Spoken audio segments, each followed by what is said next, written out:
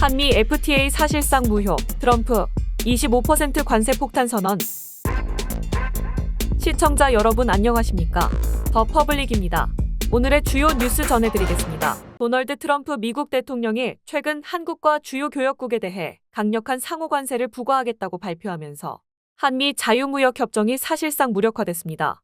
트럼프 대통령은 한국산 수입품에 25%의 상호 관세를 부과하겠다고 밝혔습니다. 미국은 기존의 10% 기본 관세율에 추가로 각 국가와의 무역 적자 비율에 따라 개별 관세를 더 부과하는 방식으로 상호 관세를 정했습니다. 한국의 경우 기본 관세 10%의 적자 비율에 따른 추가 15%를 더해 총 25%가 부과됩니다. 미국은 한국뿐만 아니라 유럽연합, 일본, 중국, 베트남, 캄보디아 등에도 높은 세율을 적용했습니다.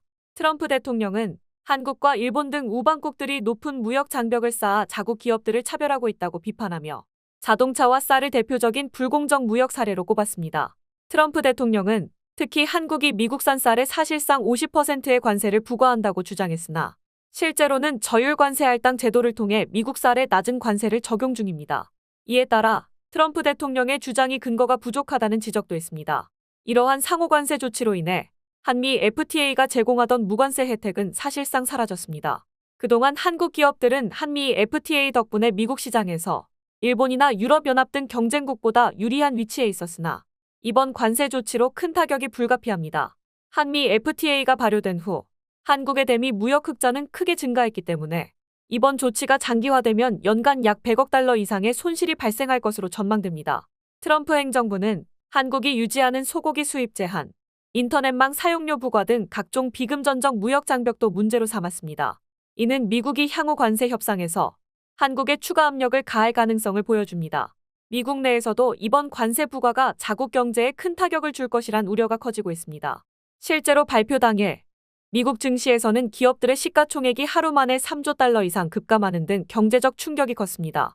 전문가들은 결국 관세 부담이 미국 소비자들에게 돌아가게 될 것으로 보고 있으며 결국 최대 피해자는 미국일 수 있다는 지적이 많습니다. 한국 정부는 긴급회의를 열고 이번 상황에 대응하기 위한 대책 마련에 들어갔습니다. 그러나 한국이 미국의 관세 조치에 동일하게 대응하기는 쉽지 않은 상황입니다. 무리하게 보복 관세를 추진할 경우 경제적 피해뿐만 아니라 외교, 안보적 부담도 커질 수 있기 때문입니다. 이번 미국의 관세 정책은 단순한 경제적 조치가 아니라 트럼프 대통령이 추진하는 미국 우선주의를 실현하기 위한 것으로 해석됩니다. 이에 따라 앞으로 한국을 포함한 세계 각국이 어떻게 대응할지 관심이 집중되고 있습니다.